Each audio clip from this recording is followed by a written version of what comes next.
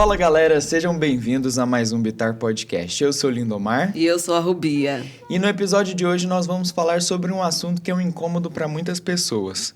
Como lidar com as emoções. Rubia, para você, é tranquilo lidar com as emoções? Né? Vou começar dizendo que não, Lindomar, mas ao longo do tempo, né, a gente vai amadurecendo e aí a gente vai aprendendo a lidar, mas não é fácil. Acho que é por isso que eu fui fazer teatro. Legal, bacana. E você? Bom, eu acho que também com a experiência, né? Eu acho que de acordo com que a gente vai vivendo ali as emoções, né, os sentimentos, a gente vai aprendendo a lidar com eles. E se para nós adultos já não está sendo fácil, imagina para os jovens, para os adolescentes que estão passando por diversas mudanças, não só na vida, mas na profissão, no corpo, e tem que lidar com esse turbilhão de sensações. Lidar com as emoções, com certeza, é um desafio. Mas é para isso que o nosso papo de hoje vai ajudar você que está passando aí por essa fase. Nós temos aqui como convidada a Ana Cândida, psicóloga com abordagem cognitivo-comportamental e especialista em avaliação psicológica para cirurgias. Faz mestrado em psicologia clínica e saúde. Bem-vinda, Ana. Obrigada, bom dia, tudo bem? E também estamos aqui hoje com a Laura Oliveira, psicóloga, recém-formada, trabalha em uma escola de ensino básico onde aborda temas que abrangem saúde mental. Já trabalhou com atendimentos clínicos e também com terapia em grupo para pessoas convivendo com HIV e para dependentes químicos. Ana, prazer ter você aqui, seja bem-vinda. Muito obrigada, bom dia, muito bom estar aqui. Bom dia, sejam bem-vindos, meninas. Bom, acho que para a gente iniciar esse assunto, acho que é importante a gente entender o que são essas emoções, né? Para a gente saber lidar com elas, a gente tem que saber o que é as emoções, o que são, né? Sim, as emoções, elas são reações emocionais, né? A um estímulo exterior, externo, né, ambiental. Então, às vezes, ali algo que você vê, algo que você escuta, que falam para você, algo que você presencia, que te gera um estímulo cognitivo, né? Ou seja, um pensamento, e ali gera uma emoção. Então, por exemplo, às vezes dentro da organização, né? A gente está falando nesse contexto, dentro da organização, às vezes o meu chefe fala comigo de uma forma que eu não gosto, cobra um trabalho, né, que eu já fiz, e aí isso me gera um estímulo. Então, esse estímulo é o meu chefe, às vezes, né, fazendo uma cobrança, e isso me gera um pensamento.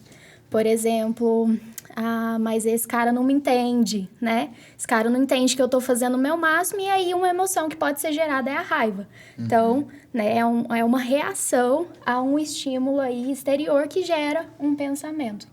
Bem colocado. E esse processo ele pode ser também através do corpo, né? Essa emoção ela gera reações físicas também, como ela falou bem da raiva. Altera até a temperatura do corpo. Sim. O medo, né? As mãos ficam geladas. E quando a gente fala nesse ambiente corporativo, saber entender e lidar com essas emoções te dá longevidade dentro da empresa, te faz entrar nessa empresa. Então, é muito importante, primeiro, entender o que era uma emoção, o que é uma emoção e como lidar com elas também. Sim.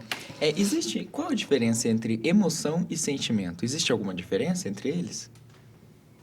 Se a gente for falar basicamente da diferença, a gente pode falar do tempo de reação à resposta. O sentimento ele é mais duradouro, né? Já a emoção é aquilo que eu expresso diante daquele sentimento.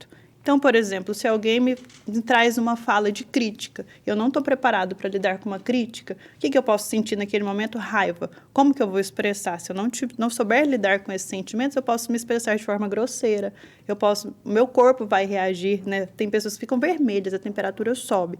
Então, a diferença, basicamente, entre emoção e sentimento é o tempo de duração. Então, ter inteligência emocional é saber identificar e lidar com esses sentimentos e com essas emoções também. Então, já que entrou nesse assunto ainda, inteligência emocional, o que é de fato? É só isso? Eu saber lidar, ou tem que ter ali um autoconhecimento, um zelo pelas minhas relações? O que é de fato a inteligência emocional? Como que eu diferencio uma pessoa que tem inteligência emocional de uma que não? Bom, a inteligência emocional é justamente essa capacidade de lidar com as emoções, né, as coisas que vão surgindo ali. E eu acho interessante a gente falar da diferença aí entre lidar, né, regular e controlar emoções. Emoção, né, como a gente falou, é uma coisa que vem. Então, tem um estímulo, aconteceu alguma coisa, a emoção chega. Não tem como falar, não, show emoção.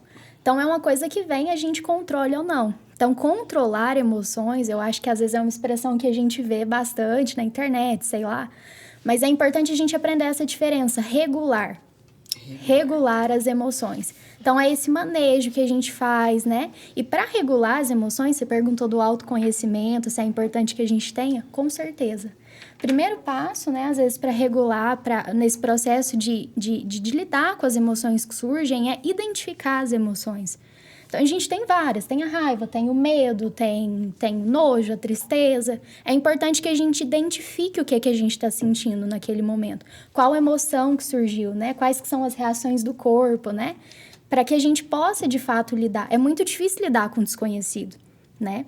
Então, quando a gente sente alguma coisa e a gente não sabe o que é, ai meu Deus, é muito difícil lidar com isso, do que quando a gente sabe o que a gente está sentindo, a gente sabe o que apareceu ali, fica um pouco mais fácil de conseguir fazer esse manejo.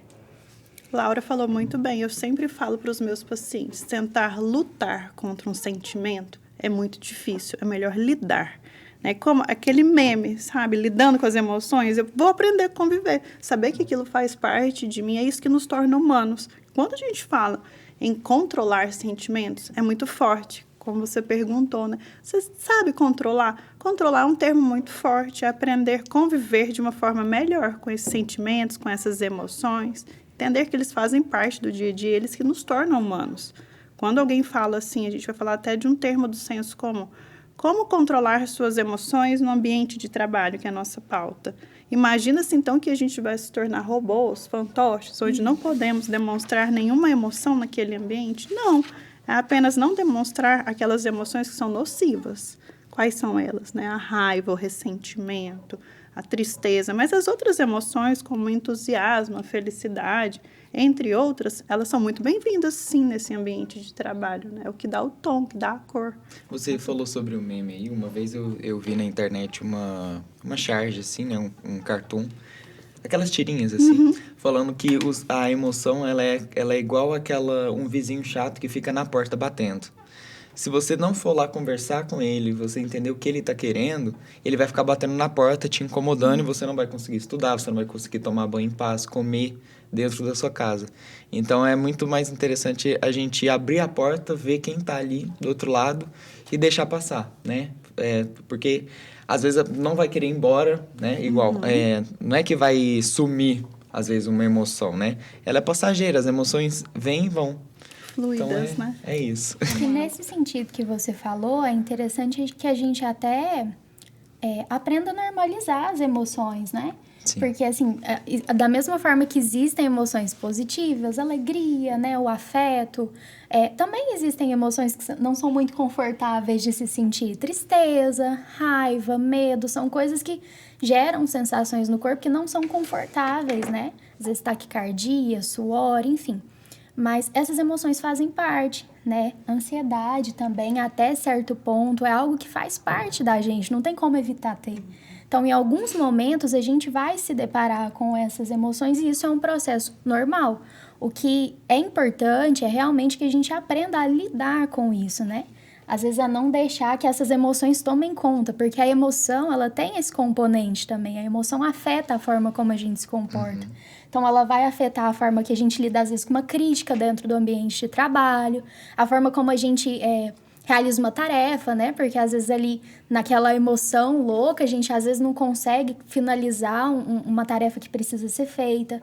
Então, o importante é regular, mas entender que ela existe, que ela vai acontecer e que é normal que isso aconteça, é um passo fundamental para a gente realmente conseguir lidar com isso. Às vezes você tá até ali na expectativa, né? A quebra de expectativa, o quanto ela é forte, né? E o quanto ela pode ser até traumatizante, assim, dependendo como for. Você tá fazendo um negocinho ali, um trabalho, e fala assim, eles vão adorar. De repente fala assim, não, mas isso aqui eu não gostei, não foi isso que eu pedi, né? E não só no trabalho, né? Aqui a gente vai falando no geral. Isso mexe muito com a gente. E como que a gente consegue lidar, né? Vocês falaram sobre lidar com essas emoções. Como que a gente lida na prática? O sentimento, né? A emoção chegou. O que eu faço? Esse, por exemplo, tem nome. Esse que você falou chama frustração. Frustração. E hoje a gente percebe que a maioria das pessoas tem uma extrema dificuldade em lidar com as frustrações. Como que eu oriento os meus pacientes? Como que eu uso na minha vida pessoal? Lidar com as adversidades. Nós, da vida adulta, quando a gente coloca o pé na rua, a gente já está lidando com adversidades. E a maioria das coisas a gente não controla. O tempo, o clima, as regras, as leis. O que eu posso tentar controlar são as minhas ações. Só que essas ações, elas são uma resposta às emoções. Por isso a importância de cuidar das emoções. Você perguntou, então, sobre como lidar com essas frustrações e com essas emoções. Primeiro, entender que tudo passa. Nem tudo acontece de acordo com as minhas vontades e que tudo isso é passageiro e fluido. Então, o que eu posso fazer? Tem algumas estratégiazinhas básicas. Contar até 10. Entender que vontade dá e passa. Que a raiva passa também. Só não passa as minhas atitudes que eu faço decorrentes a esse sentimento. Então, respirar fundo, sair de perto daquela pessoa que pode ser uma pessoa que me causa essa raiva, aquele ambiente que me causa essa raiva. Você pode controlar, de certa forma, onde você vai estar, com quem você vai conviver em determinados momentos. E no ambiente de trabalho, também tem como você alterar esse cenário. Essa pessoa está me provocando raiva, eu preciso realmente responder essa pergunta agora? Se for pelo celular, eu não posso dar uma pausa? Fazer uma outra coisa naquele momento? Então, tem algumas estratégias, e essas estratégias a gente faz no consultório com o paciente, você no seu ambiente escolar também tem como educar, né? Tem como a gente melhorar, ter esse conhecimento maior sobre as emoções e lidar melhor. E ter atitudes mais assertivas também. Ana, você tinha, na sua fala anterior, você tinha falado sobre mostrar essas emoções positivas no ambiente de trabalho. E agora você trouxe uma outra questão, que é, eu estou frustrada neste momento por ter apresentado esse trabalho aqui que eu achava que seria maravilhoso, mas eu fui criticada. Eu não necessariamente preciso segurar essa emoção, eu posso trabalhá-la, dar um tempo, deixar as coisas decantarem, mas eu posso, num segundo momento, procurar a minha supervisora, ou meu supervisor, ou o colega de trabalho que me criticou e apontar, olha, eu estou me sentindo assim em relação ao que foi falado sobre o meu trabalho. Eu posso conversar sobre isso? Pode e deve. Se posicionar é ideal em qualquer relação, seja uma relação afetiva, uma relação de amizade, uma relação de trabalho. A minha orientação e a minha sugestão é que você procure um momento ideal para se posicionar. Talvez se posicionar num momento de raiva ou de ressentimento, a sua fala não vai ser a melhor das falas. No mesmo dia, né? No mesmo dia. Então, dá um tempo para você receber aquela crítica, né? Entender o que aquilo tem como crescimento ou não também. Escolher o seu momento ideal, aquele momento onde você já refletiu, já entendeu o que ela tentou te passar e por que não sentar nessa conversa e falar, olha, eu entendi isso, colocar o seu posicionamento também. Mas a minha sugestão, faça isso fora da raiva, do ressentimento. A empatia é uma outra coisa interessante, então, aí nesse caso, né? A pessoa me dá uma devolutiva, eu não consigo controlar as coisas do dia a dia, mas eu me coloco no lugar da outra pessoa e reflito.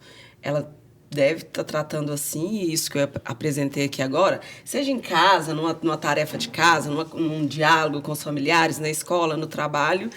E vou dar um tempo também para essa pessoa pensar, né? Eu me coloco no lugar dela também. Se coloque no seu também, se acolha também enquanto ser humano. Essa crítica pode estar sendo feita porque talvez eu também não esteja no melhor dia. Sim. Será que aquele trabalho realmente estava tão bom quanto eu imaginei? Fazer o filtro, dar um tempo para a gente. Você já percebeu o tanto que a gente, com um amigo, a gente é acolhedor, o tanto que a gente é conselheiro e quando é conosco? Por que eu tenho sido tão crítico com meus trabalhos, com a minha performance, né? Se acolher um pouco mais também, dar esse tempo tanto para você quanto para ela. Seria interessante. Pode falar. Isso fala até em questão das emoções mesmo, né? De às vezes o que eu tô sentindo, eu me culpo por esses sentimentos. Às vezes conversando com alguns pacientes, né? Em alguns trabalhos eu percebo muito que às vezes as pessoas se culpam por sentir raiva, né? Por dentro de uma relação, não apenas de trabalho, né? Mas uma relação de amizade, uma relação familiar. Às vezes sentir coisas que são negativas. Raiva, tristeza, ressentimento, frustração. né? Mas, como a gente falou antes, emoções são coisas que às vezes elas surgem e a gente não controla. Então, nessa questão da empatia, né? Além de ter empatia com o outro, às vezes ele disse isso por estar num dia ruim, às vezes ele falou isso porque, né? Também ter essa empatia consigo, né? Com você mesmo. Eu tô sentindo isso, mas tá tudo bem, né? Eu posso lidar com isso, eu consigo manejar essa questão, tá tudo bem eu sentir isso, é normal. É importante isso também. E eu acho que, só trazendo de novo a discussão, né, sobre a gente expressar, às vezes, esses sentimentos negativos dentro do contexto organizacional, né, há lugar de fala para todo mundo. Então, é necessário que a gente seja assertivo nessa questão e realmente consiga comunicar quando há algum descontentamento, quando alguma coisa não vai bem. Às vezes é interessante nisso que a Ana traz, né, de esperar um pouquinho, de refletir sobre essas questões, se a crítica, se o feedback ali não faz algum sentido, se é algo que pode ser conversado. Às vezes é importante trazer até um pouquinho da comunicação não violenta mesmo, de entender, né? E para isso é importante o autoconhecimento, identificar o que é que eu estou sentindo, para que quando eu for conversar com essa pessoa, com esse gestor, por exemplo, eu possa dizer, olha, aquilo que você me disse, eu me senti de tal forma, né? No futuro eu gostaria que fosse assim, eu entendo isso que você trouxe, mas será que você pode me explicar porque eu me senti dessa forma, eu não quero me sentir assim de novo, por isso eu entendo que é preciso que a gente trabalhe assim. A forma como é abordado faz toda a diferença, Toda a diferença. Né? Por isso, ir para casa, tomar um banho, comer também, às vezes é fome. Quem nunca, né? No momento ali de fome, ficou ranzinza. Agora Assim, vai de cada um. Eu queria fazer uma pergunta para vocês. Oi. No primeiro dia de trabalho, aqui na frente de todas essas câmeras, com essa iluminação, com esses microfones, como que vocês se sentiram? Eu me tremi inteiro. Exatamente. Mas foi muito legal, assim. Ao longo, assim, até no meu trabalho pessoal, né? Com as câmeras, assim, no geral, não só aqui, eu precisava de ter um pouco mais de familiaridade com as câmeras. Eu me sentia observado por elas. Então, enquanto eu conversava aqui, eu falava assim, tem alguém me vendo. Que aí, explorando as minhas emoções, vinha de crenças que eu tinha dentro de mim, de julgamentos. Então, aí você volta lá na sua infância. Igual, quando eu era pequenininho, teve um acontecimento que eu estava no condomínio da minha avó, saí para brincar e tinha um grupo de eles eram maiores, assim, eu tinha uns 5, 6 anos. E eles deviam ter uns 9, 10 anos. E aí eu era magrinho e olhudo, eu sempre tive olho grande. E eles ficavam me criticando, eles falavam assim, zoiudo, feiomar, né? Eu chamo Lindomar. Me chamavam de feiomar. Então, lá no fundo, no meu subconsciente, eu tinha crenças de julgamentos que viravam auto-julgamentos. E aí eu me sentia observado, e aí eu pensava assim, a câmera tá me vendo ali, então deixa eu me comportar, deixa eu me policiar. E hoje eu tô totalmente solto, né? Acho que dá para perceber, o pessoal que acompanha a gente vê essa mudança. Então, esse bate-papo que a gente está tendo aqui é muito interessante para isso, para a gente se conhecer, né? A gente gerou um sentimento igual, atenção com a câmera, me sinto observado por ela. Por quê? O primeiro passo é se perguntar por que eu me sinto assim. Então, a partir dali, eu vou cavando. Aí nossa, achei. Pá, pronto. Depois que eu tomo consciência daquilo, né? Eu já tô fazendo o papel do entrevistado também. A partir do momento que a gente toma consciência daquilo, sua mente muda. Você já tá consciente, então, sempre quando você tiver no problema, você fala assim, é por isso aqui, ok, vamos pra frente. Isso que você traz é muito interessante, inclusive é uma técnica que a gente tem na terapia cognitivo-comportamental, avaliar o que a gente pensa, né? Então, a emoção gera o estímulo, né? O que acontece gera um pensamento, e quando esse pensamento surge, então, nesse exemplo que a gente está usando, a gente está falando muito de raiva, de frustração dentro da organização. Então, você recebeu um feedback negativo, te gerou um pensamento, às vezes, de auto-julgamento mesmo, né? Confirma, às vezes, uma crença que a gente tem de, eu realmente não sei fazer nada. Então, quando esse pensamento surge, é importante avaliar, que foi algo que o Lindomar trouxe, né? Avaliar. Por quê? esse pensamento é real, eu realmente não consigo fazer nada porque eu já fiz isso e isso e aquilo, eu sou competente, sabe? Avaliar esse pensamento e depois responder. Porque o pensamento que a gente tem, ele gera uma emoção e ele gera um comportamento. Então, às vezes, nessa de eu não consigo fazer nada, tá vendo? Meu chefe falou, eu realmente não dou conta, a gente estagna. E até os pais mesmo, né? A família. E acabou que só eu respondi, ué, como foi a experiência. A Rubi, inclusive, ela entrou um pouco mais à frente, né? Então, eu acredito que a tensão foi até um pouco maior, né, Rubi? Como foi pra você? Porque estar diante das câmeras não é novo pra gente, né? Já que a gente é do universo artístico. Mas o formato é uma novidade. Então, você já vem... É uma nova experiência, É uma nova né? experiência. Então, você vem ali com expectativas, né? E de como que vai ser esse primeiro dia, como que vai ser a minha recepção. Tem toda uma questão aí, né? Mas com o tempo, a gente vai sabendo lidar melhor com o tempo, espaço que a gente está inserido aqui, com o jogo entre os convidados, o nosso bate-papo. Então, é uma coisa que é processual. Eu acho que como construir a inteligência emocional. Só aproveitando que o Lindomar falou dessa coisa de que ele teve experiências frustrantes aí, né? E quando ele entende que isso pode afetar ele na profissão, diante das câmeras, ter essa inteligência e esse reconhecimento pode evitar a autossabotagem também. Pode. Que já foi um pouco abordado. E eu me lembrei de uma outra coisa, ouvindo Leandro Carnal, na verdade. Que ele também falando sobre inteligência emocional. No trânsito é muito corriqueiro, aconteceu alguma coisa e alguém te xingar. E aí ele fala o seguinte... A pessoa me xinga de tal coisa. Eu me conheço. Eu me reconheço. Aquilo que a pessoa falou de mim não me cabe. Então, eu só sigo o meu caminho. Eu sei que eu não sou aquilo, né? Então, fala assim, você, fulano, é muito grossa sem educação, né? E aí, na verdade, a gente já vai entrar até em outro ponto, né? Do A gente entra em tantos pontos falando desses assuntos, a gente precisaria ficar o dia inteiro aqui. Olha, esse episódio aqui vai ter 3 horas, então já pega uma pipoca e um refrigerante que a gente vai tocar o barco aqui. Então, aquela pessoa, na verdade, ela pode estar projetando questões dela em você. Então, às vezes, ela tá com um turbilhão de coisas dentro dela e ela quer botar pra fora e você é o espelho dela. Então, ela vai estar se vendo ali, né? E aí você fala assim, não, mas eu trato todo mundo com educação, eu não sou grosso, então eu não vou pegar isso pra mim, eu não vou pra casa remoer isso e vou adoecer por isso, né?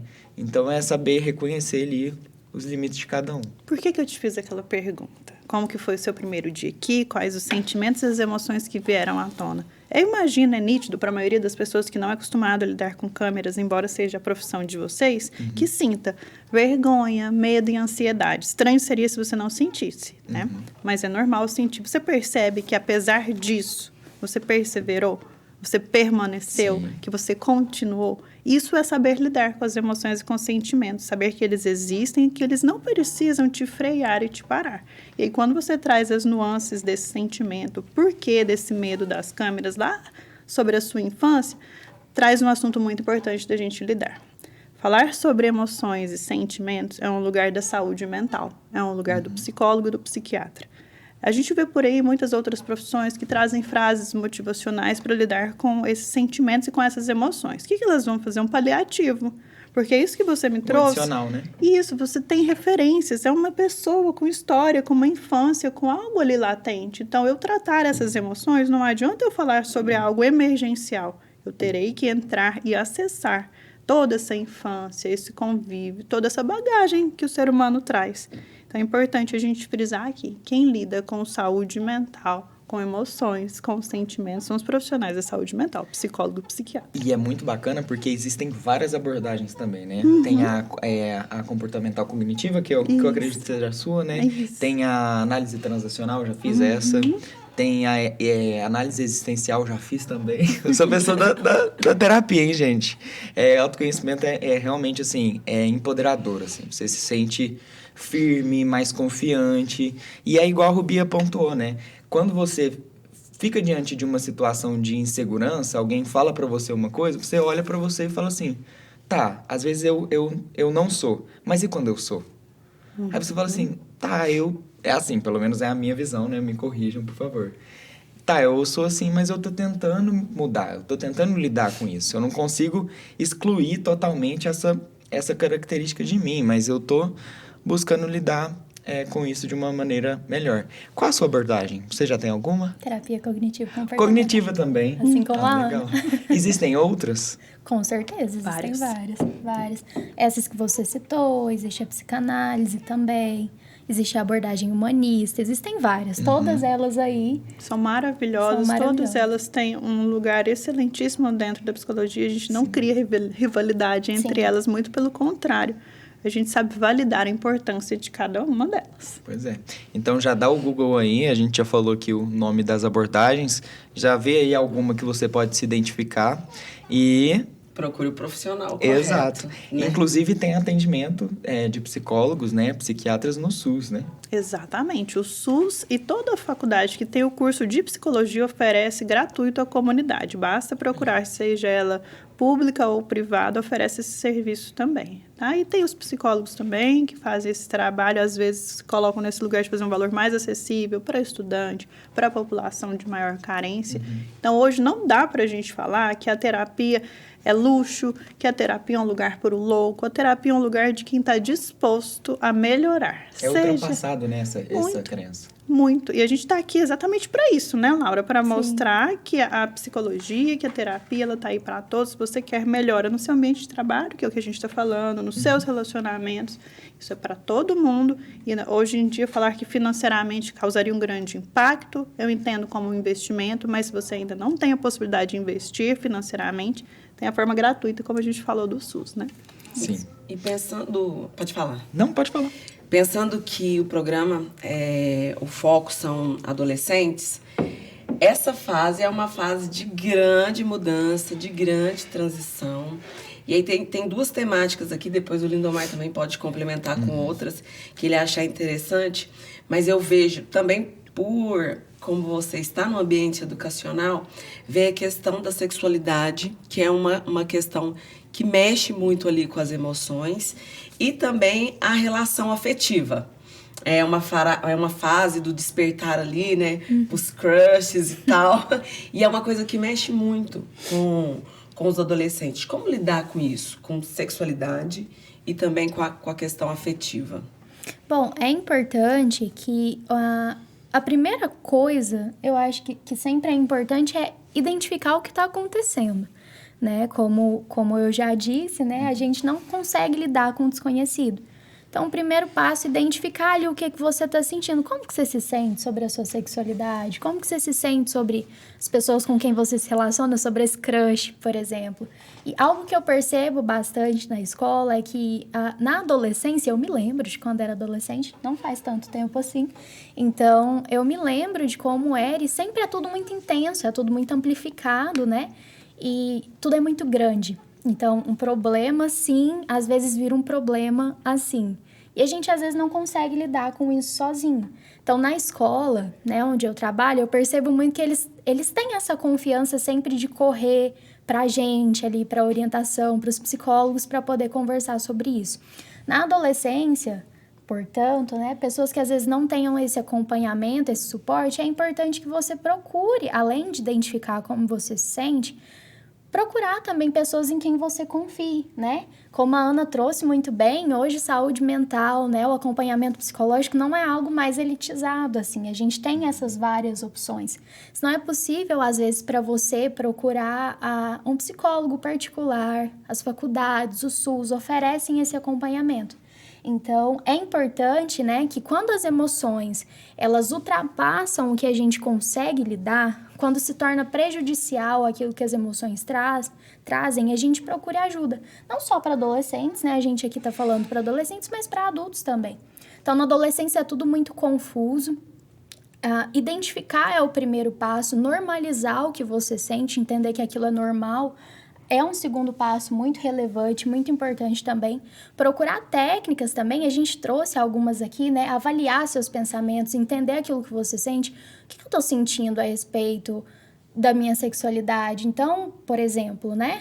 Me disseram que a minha opção sexual é ruim, né? Que a minha orientação sexual é ruim. Então, me disseram isso, mas eu não sinto isso.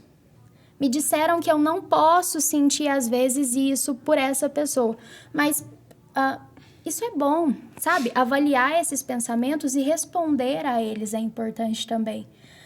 Quando eu sinto isso por essa pessoa, eu me sinto bem, essa pessoa me corresponde, a minha sexualidade, a minha orientação sexual me faz sentir bem, eu me sinto atraído assim, sabe? Então, responder esses pensamentos é importante também. A partir do momento que isso se torna difícil demais, né, é o momento de procurar ajuda profissional.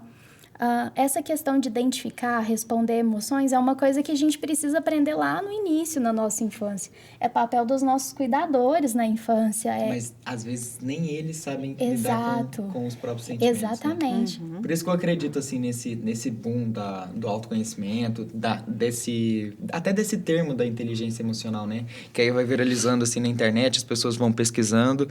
E, a partir daí, né, esses jovens que estão se autoconhecendo, eles vão ter filhos. Então, eu acredito que pode partir de um ponto que, por exemplo, eu acho que eu até te interrompi, né? Pode terminar a sua linha de pensamento e depois eu entro nesse ponto. Não, mas isso que você falou é muito importante. Às vezes, os pais, os cuidadores, eles realmente não conseguem identificar, eles não aprenderam, né? Mas isso é algo que precisa vir de lá, sabe? A gente tem muitos traumas gerados por causa da família, inclusive. Então, é algo que precisa vir de lá. E quando não vem, filho, você tá triste, tá chorando porque tá triste, tá com raiva, tá tudo bem. Quando isso não vem de lá, é realmente mais difícil que a gente aprenda a identificar. Então, muitas vezes, às vezes eu converso com adolescentes, como que você se sentiu sobre essa situação? Eu não sei. E aí, a gente vai aprendendo a nomear, sabe? Então, é isso. Quando vai ficando mais difícil, só concluindo, quando vai ficando mais difícil da gente identificar, nomear o que a gente sente, às vezes até responder a esses pensamentos, avaliar, colocar em prática as técnicas que a Ana falou, respirar, sair daquele ambiente. Quando vai ficando muito difícil regular, e isso vai sendo muito prejudicial nas suas relações, às vezes impede que você se relacione com pessoas que você gosta, impede que você viva, né, a sua sexualidade, os seus afetos de uma maneira saudável, aí é importante procurar ajuda profissional. Sim, e você tocou nesse ponto dos pais, né? Quando você não recebe aquilo na sua infância e aí você não aprende, assim, numa terapia, você vai eternizando aquilo. Você passa para o seu filho, aí o seu filho passa também. E por se passar no passado, né? Os nossos avós, bisavós, eles tinham... Na verdade, às vezes eles nem conheciam psicologia, né? Então, Psicologia é nova. Então, é nova. E os nossos pais vêm com essa crença, não, isso é coisa de doido, não, você não precisa disso, isso é frescura, mimimi. A gente até entra no ponto de suicídios, né? Que, infelizmente, existe uma taxa muito alta aí de suicídio entre jovens, adolescentes. Justamente por isso, né? Por tudo ser gigante, assim. Você fala assim, minha vida acabou, pronto. Sendo que só precisa respirar, como você disse, contar até 10. Fala assim, não, peraí, deixa eu tentar entender o que está acontecendo primeiro. E aí, um outro ponto que eu queria entrar é que é uma outra crença que as pessoas têm, né? Que, não, tá tudo bem comigo. Aí ela senta com um psicólogo. Aí ela entende que não tá. E que dentro e debaixo daquele tapete tem um monte de coisa. E aí você volta lá atrás, um dia atrás, vamos supor. Aí você já identifica uma coisa. Aí você vai voltando. Aí quando você vê, você fala assim, é verdade, né? E aí você já quer indicar terapia para todo mundo. Então, façam terapia, gente. Faz uma sessão aí, ó. Uma sessão teste, não sei. Vai conhecer. É muito interessante. Lindomar, importante falar também que a terapia, ela é um lugar onde acontece o sigilo, né? Sim. Onde acontece o sigilo é uma fala e uma escuta livre de julgamentos. Então, lá, naquele ambiente a gente chama de setting, né? Que é onde pode ser, inclusive, online, né? Online, presencial, a gente já ultrapassou essas barreiras da localidade. É livre de julgamentos, tem sigilo. Então, lá quem impera é a ciência. Né? É um conglomerado de conhecimento que a gente se dedica anos ali a entender sobre a mente e o comportamento humano. Lá não é sobre a Ana, as crenças da Ana, a religião da Ana, a sexualidade da Ana. Ali é um lugar de ciência, é um lugar de empatia pelo outro, né? A gente tem uma grande frase que fala: domine todas as técnicas, todas as teorias, mas de frente a um ser humano, seja apenas outro ser humano. Sim. Por isso que eu convoco, né? Você também é testemunho de terapia, eu também sou, a terapia mudou minha vida.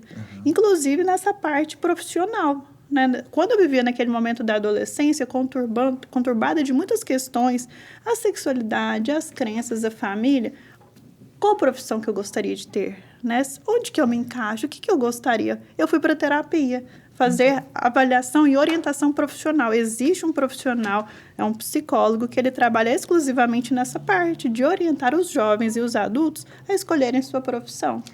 Esse é um grande ponto, porque todo mundo tem conflito. Todo ser humano tem conflito. Então, todo mundo precisa entender por que esses conflitos existem, né? Por que eles estão brigando ali dentro E como lidar de com mim. eles, né? Exato. Então, não existe uma alma que tá viva falando assim, não, tá tudo bem o tempo todo. Não. Uma hora você vai, sei lá, torcer o pé, vai ficar chateado. Aí você já sentiu chateado. Aí você vai ficar chateado uma semana inteira. Já não ficou normal. E tá Então, tudo isso. bem não estar tudo bem. Pois é. Exato. Ô, Ana, você falou que a psicologia ela é pautada por um conglomerado de ciências, né? Isso. Então, tem pesquisa. E aí, pensando nisso, a inteligência emocional, ela tem algum fator genético ou ela é pautada nas questões sociocomportamentais? Por exemplo, se eu resido com familiares que são altamente agressivos no modo de falar, no modo de agir, eu tenho chances de replicar isso pelo que eu presencio ou porque tem alguma coisa na minha genética relacionada a isso? Antigamente, quando começou a estudar sobre inteligência emocional, os primeiros pesquisadores acreditavam que essa habilidade, ela nascia com o ser humano. Depois isso foi refutado, entendeu que a gente aprende, inclusive desenvolve. Então, se eu entendo que hoje eu tenho uma dificuldade em lidar com uma determinada emoção, com um determinado sentimento, eu posso aprender a desenvolver ele na terapia, criar habilidades sociais. Hoje a gente faz isso desde pequenininho. Então, eu tenho observado isso. Então, não está no DNA de não conseguir lidar com as emoções, tá? Qualquer um, a qualquer momento, se identificar a necessidade, pode aprender a lidar e desenvolvê-las. Mas existem questões, não questões, assim, eu posso dizer doenças, assim, por exemplo, uma depressão, uma pré-disposição a uma depressão, às vezes é uma esquizofrenia, uma síndrome do pânico. Existe uma predisposição também, né, genética. Sim, você, Laura, que trabalha na dependência química, né, pode falar sobre isso. Existe uma predisposição genética, dependência química, mas o meio que você convive também pode influenciar, mas não determina. Nada é determinante. Todos esses fatores, tanto de transtornos, né, como depressão, esquizofrenia, o transtorno também de abuso de substâncias, também, né? de alimentar, quanto à questão de inteligência emocional, a forma como a gente lida, né, mesmo com as questões do dia a dia, todas essas questões são multifatoriais. Então, não depende só de uma coisa. Tem a questão da personalidade também, né, que a gente herda aí algumas coisinhas ali e aqui. Mas, como a Ana disse muito bem, isso não é determinante. Assim como não é determinante os multifatores de qualquer outro transtorno. Então, se eu tenho histórico de depressão, de esquizofrenia, de abuso de substâncias na família, não necessariamente não é determinante que eu vá ter a mesma coisa. Então, quando eu falo de multifatorial, a gente tem questões genéticas, a gente tem questões socioeconômicas, a gente tem ali o ambiente familiar que a gente está envolvido. Então, por exemplo, é muito comum que pessoas que são mais velhas mesmo e até pessoas mais novas convivam em ambientes familiares que não são tão saudáveis. Às vezes, ambientes familiares que causam muitos traumas, né? Que são disfuncionais, que são tóxicos. Então, nesse ambiente, vocês concordam que às vezes é um pouquinho mais difícil que a pessoa aprenda recursos saudáveis para lidar com a vida? Sim. Mas não é impossível, né? Não é determinante. Então, na minha família mesmo, aqui abrindo uma questão mais pessoal, na minha família mesmo existe o histórico. Existe um histórico muito grande de pessoas com transtorno de abuso, né? De álcool e outras drogas. Existe esse transtorno, mas eu tô aqui. Sim. Então, não é determinante. Da mesma forma que na minha família, acredito que na de vocês também, no ambiente que a gente cresceu, existem aí pessoas que não têm recursos muito bons para lidar com as questões da vida. Mas Lindomar está plena na terapia, testemunha da terapia. De frente às câmeras. De frente às câmeras e estamos todos aqui. Então, Sim. isso que a Ana traz é muito importante. Todos nós podemos, sim, na terapia, né, com a ajuda profissional, desenvolver habilidades sociais, desenvolver estratégias e recursos saudáveis para lidar com a vida. Sim. E voltando lá nesse ponto profissional, né, que a gente estava falando sobre o trabalho. Essa cobrança, assim, não só às vezes da família, né, uma cobrança nossa mesmo, assim, para ter sucesso profissional. Eu preciso ter uma estabilidade emocional para ter sucesso profissional? Até rimou. Eu preciso ter estabilidade emocional para ter sucesso na minha profissão? No meu trabalho? Começa a gente entendendo o que é sucesso profissional para você e o que significa ter estabilidade emocional. Ser estável é como se fosse aquela linha reta. Então, será que a gente alcança realmente isso? Ou a gente, como a gente vem falando aqui desde o começo, a gente aprende a lidar com esses altos e baixos da vida? Porque então, a gente crê que a estabilidade é sempre tênue, né? É sempre uma coisa muito fixa. E nada na nossa vida é tão fixo assim. Então, eu acredito que respondendo essa pergunta, é importante sim que a gente compreenda e entenda mais as nossas emoções para que tenhamos mais sucesso. Mas o que seria esse sucesso para você? Sucesso, ele não é fixo também, né? Ele é muito volátil para cada um. Mas se a gente for falar de um termo normal, do senso comum, o que é sucesso profissionalmente? Você fazer aquilo que gosta, ser bem remunerado, ter um ambiente de trabalho propício para que você se posicione, para que você coloque as suas ideias. Então, pensando nisso, é importante sim que você saiba lidar com as suas emoções de uma forma mais assertiva. Por exemplo, um conflito talvez com um colega. Um conflito com o seu par romântico, ele talvez seria relevado, mas um conflito, uma forma calorosa com o seu empregador, como seria interpretado? Então, saber gerenciar, lidar com essas emoções no ambiente de trabalho, torna-se muito importante para que você permaneça e tenha crescimento dentro daquela empresa. Sim. E como que eu sei que eu preciso de ajuda e eu preciso buscar um profissional, um especialista? Normalmente, quando a expressão das suas emoções, né? As suas emoções ali se tornam prejudiciais para você.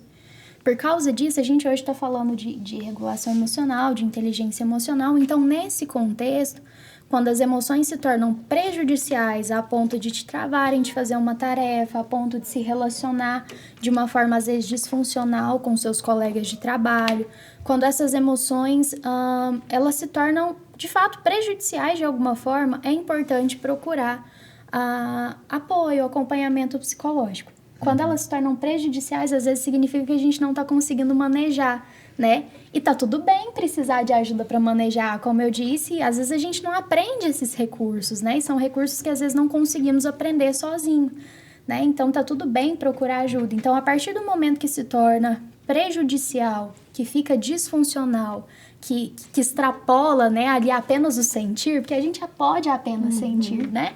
Mas a partir do momento que influencia no seu comportamento, nas suas relações, a partir do momento que às vezes tem uma explosão de raiva ali, algo que você não controla, que você expressa seus afetos de uma maneira que vai ali prejudicar seu local de trabalho, é importante procurar ajuda para manejar, aprender algumas habilidades sociais. Dificuldade para levantar da cama, né? Sim. Dificuldade para se alimentar, que são sintomas da depressão, né? Mesmo. São. Que é muito comum hoje. Falando ainda sobre essa pergunta, como identificar, hoje a gente percebe que tem pesquisas que falam sobre as demissões no ambiente de trabalho, que as demissões hoje elas estão muito mais relacionadas ao comportamento do que na parte teórica. Então, hoje nós temos, além do QI, né, que é o coeficiente de inteligência, nós temos o QE, que é o coeficiente emocional. Como que aquela pessoa lida no seu ambiente de trabalho? Será que é interessante para uma empresa contratar uma pessoa que não tem uma fala muito assertiva, que tem um tom de voz ríspido, que naquele ambiente de trabalho ela contamina os outros colegas? Hoje o profissional também é inserido nesse ambiente. que é o profissional da organizacional, onde ele faz o recrutamento, a seleção, o treinamento desses profissionais, uma parte importantíssima da empresa. E a gente tem evoluído tanto nesse sentido que antigamente usava-se o termo recursos humanos, hoje chama-se talentos humanos, onde esses profissionais eles reconhecem o talento de cada ser humano inserido na empresa. Então, é muito interessante a gente pensar sobre isso. É importante ter um currículo, né, maravilhoso ali, muitas formações, especializações, super importante, mas não é só isso que vai te dar um bom lugar na empresa. Você falou sobre o QE, né? Eu já estudei sobre o QA, né? É coeficiente? Coeficiente. Coeficiente de adaptabilidade. E a adaptabilidade, ela também é muito importante, né? Então, aí a gente volta na frustração. Você está passando por uma situação na empresa e, de repente, você tá ali na sua área feliz. De repente, você tem que ir para outra área que você não gosta tanto assim. Qual é o seu QA? Então, aí já entra... Tá vendo, gente? Sempre deságua num psicólogo.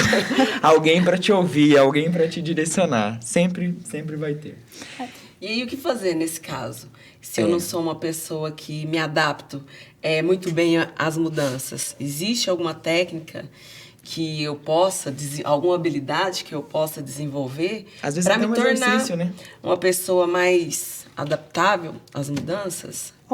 Sempre o melhor lugar é ir para a terapia desenvolver isso, mas se você procura, eu utilizo várias técnicas. Uma delas, por exemplo, nessa questão de empresa, eu fui convocado, vocês, né, a cobrir uma matéria num lugar que está acontecendo um furacão. E agora? Como me adaptar a essa nova circunstância, essa nova realidade? Se questionar o que eu não estou considerando de positivo nessa situação. Porque, às vezes, fica muito mais fácil a gente ir para o lugar negativo. Né? Eu não gostaria dessa mudança, mas o que eu não estou considerando de positivo? Né? Tem várias estratégias que a gente usa no consultório para fazer com que o paciente encare a vida por um outro prisma. Quando a gente está dentro de uma situação, é normal encarar e enxergar só o problema. Quando a gente tem um auxílio psicológico, um auxílio de um profissional da área da saúde mental, ele te convoca a olhar a mesma situação por vários ângulos diferentes. Dentro desses outros ângulos, tenho certeza que você vai achar um ponto positivo dessa nova proposta. E pensando que, às vezes, você muda de uma área dentro da empresa, mas que aquilo não é fixo, não é para sempre. É um processo, você pode estar, né, evoluindo em cada uma dessas etapas e que dali vai sair pontos positivos para a sua carreira pessoal, profissional, para desenvolver também em outras áreas. Sim. Pode falar. É interessante isso que a Ana traz, né? De olhar por vários pontos diferentes. Isso é ressignificar, né? Uma situação. Então, uma estratégia é justamente isso que ela traz, né? Para que a gente se adapte melhor a uma situação, a um novo posto, né? A uma frustração. É ressignificar mesmo. O que aquilo significa para você? Olhar de pontos diferentes. O que eu não estou enxergando de bom? O que isso pode me trazer de positivo? O que isso pode me trazer no futuro? Isso não é para sempre, é passageiro. Isso que a Rubia traz também é importante, né? Não é para sempre. Não é para sempre que eu vou ficar nessa posição. Essa frustração não vai durar para sempre. Ela pode ser manejada. Então, o que isso pode me trazer de positivo no futuro? Ressignificar, sabe? Olhar por todos os pontos essa mudança é muito importante. Eu fiquei curiosa. A minha inteligência emocional pode ser afetada quando eu estou em grupo? Porque quando eu estou aqui numa situação com o meu colega de trabalho, no meu ambiente familiar, eu posso agir de uma forma. Em grupo, ela pode ser afetada? De repente, eu acho que eu tenho um super controle, que sei lidar com as minhas emoções, mas ali na influência de um grupo, ela pode ser alterada? Pode. A gente tem até nomes para isso, né? Que é aquele comportamento de manada. Quando a gente está em um determinado grupo, às vezes a gente se sente mais encorajado a se posicionar ou ao inverso. Então, a gente usa o que a gente chama de máscaras sociais. Que é aquela roupa, aquele dress code. Da mesma forma que eu não vou de biquíni a um templo religioso, eu também não vou com uma roupa extremamente fechada para a praia. E a gente usa isso na nossa vida, né? O nosso comportamento, sim, ele se afeta, ele se altera em determinados grupos e ambientes que a gente está. É errado? Não. É saber passar por todas essas situações. Você não precisa abandonar as suas origens, você não precisa abandonar o seu temperamento, as suas raízes. mas sim ele é alterado de acordo com o ambiente, com o meio social que a gente convive. Sim. Freud traz a questão da psicologia das massas, né? Que é justamente isso, esse comportamento de manada, falando um termo mais usual. Então, quando a gente está em grupo, né? Normalmente a gente adere aos comportamentos daquele grupo. E a inteligência emocional é algo que pode ser afetada, né? Às vezes falando no contexto organizacional mesmo, da juventude, às vezes ali dentro de uma organização eu tenho vários amigos e esses vários amigos estão agindo ali de uma forma diferentona, todo mundo muito animado e eu não quero ficar de fora. Então eu ajo dessa mesma forma mesmo que às vezes não seja o comportamento mais adequado para a situação, né? Então isso pode acontecer. Não é determinista. Da mesma forma. Então, dentro de um grupo, por mais que o grupo haja de uma forma, às vezes, não tão adequada, assim, para o contexto, eu consigo, né, me manter. Mas sim, é influenciado, né? Claro que é influenciável. Mas, assim, eu posso me manter também. E caso eu não me mantenha, né, e exista ali um comportamento, às vezes, influenciado pela massa, por todo mundo, que depois eu não considere, assim, tão bom, é importante lembrar da empatia, né? Às vezes a gente não fica estável nessa linha reta, às vezes a gente se deixa levar por certas situações. E aí você também parou de sentir afinidade a um grupo de amigos, procure ir se afinando com outras pessoas também. E meninas, me conta aqui, quando foi que vocês decidiram a psicologia? Como que foi esse processo para vocês? O meu processo, eu comecei contando, né, que ele começou na terapia. Quando eu fui para o meu processo terapêutico, aquilo mudou minha vida de uma forma tão maravilhosa que eu pensei, eu preciso mostrar isso para as outras pessoas, preciso promover para as outras pessoas o que promoveu para mim. Aí eu cheguei no segundo questionamento, será que eu tenho habilidades para essa profissão? Porque essa profissão requer algumas habilidades. E muita responsabilidade muita. também, né? E aí eu levei para minha terapia. Foi onde a gente foi para esse lugar, na terapia, que é orientação profissional. Antigamente tinha um termo orientação vocacional. Esse termo já não existe mais, orientação profissional. A gente tem um episódio sobre isso, inclusive. Ai, que legal, depois eu quero ver. Então, o que é feito nesse processo? Alguns testes, a escuta. Então, a gente vai averiguando essas habilidades, entendendo e potencializando esses talentos humanos. Então, eu entendi que aquela transformação que a psicologia, que a terapia fez na minha vida, eu gostaria de proporcionar isso a outras pessoas. E eu me sinto muito realizada com a missão social que a minha profissão tem, né, de poder levar isso. Por isso que eu acho extremamente importante esses convites, onde a gente consegue falar a nível nacional, quando a gente consegue atingir um público que talvez ainda não esteja no setting terapêutico, né, quando a gente consegue mostrar para as pessoas a importância de se cuidar. O que é o autocuidado? O que é isso? Né? É uma coisa tão maravilhosa que a minha missão de vida é essa, levar para o maior número de pessoas a transformação que fez na minha vida. Anny, tem uma coisa interessante no seu currículo, você é especialista em avaliação psicológica para cirurgias. Como que funciona isso? Isso mesmo. Tem determinadas cirurgias que a gente encara como sendo um divisor de águas na vida de uma pessoa. Quais são essas cirurgias? Eu faço avaliação psicológica para cirurgia bariátrica e cirurgias de vasectomia e laqueadura. A cirurgia de bariátrica, a gente entende que o pós-operatório dela é um pós-operatório bem difícil e cauteloso. Então, o que eu avalio nesses atendimentos com o paciente? Se ele está ciente disso, se ele está ciente que essa cirurgia vai alterar a forma como ele se enxerga diante do espelho, que ele precisa ter esse processo de mudança depois da cirurgia. É muito sério, né? É muito sério. Hoje a gente tem a obesidade como algo de saúde pública. Não é uma questão de estética, né? É uma questão de vida e morte. Então, a cirurgia de bariátrica, ela é um tratamento para a obesidade. Então, a gente precisa avaliar se o paciente está preparado para tomar essa decisão e está ciente do que aquilo pode trazer para a vida dele. Bem como também a outra avaliação que eu faço, que é a avaliação psicológica para a cirurgia de vasectomia e laqueadura. Entende-se que essas são cirurgias ainda irreversíveis. Tomar uma decisão para o resto da vida, algumas pessoas têm uma extrema dificuldade. E é um sonho que se vive a dois, né? Então, precisa ser avaliado. E essas pessoas vêm com muitas emoções para o consultório. Quando uma pessoa que nunca foi para terapia se sente avaliada por um profissional da área da saúde mental, vem muitas nuances de sentimentos por trás disso. Então, hoje a minha experiência é basicamente nisso, avaliações psicológicas, mas também trato com essas emoções desde criança, né? Atendo crianças, adultos e adolescentes no consultório. Que bacana. E você, Laura? Bom, meu processo foi semelhante.